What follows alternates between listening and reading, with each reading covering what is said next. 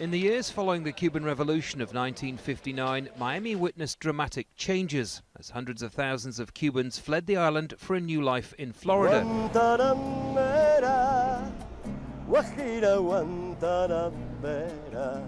Over the past half-century, the so-called exiled community made their mark here both culturally and politically. But the memories of what they left behind or why they fled are never far from their minds. So I never touched the ground in Cuba. So I was born in a place where I never touched ground. Tony Millar came to Florida during Operation Pedro Pan, the mass exodus of 14,000 unaccompanied children from Cuba in the early 60s.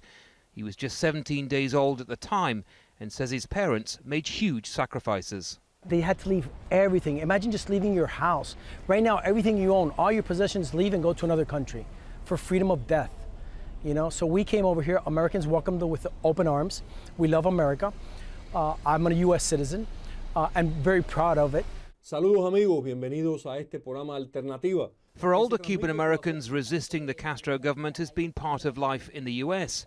So the normalization of diplomatic relations between the U.S. and Cuba, announced almost 2 years ago, was seen by many here as an act of treason. In the practice, up to now, they have given unilateral concessions without getting anything in return in terms of the respect for human rights and for the freedoms of the Cuban people.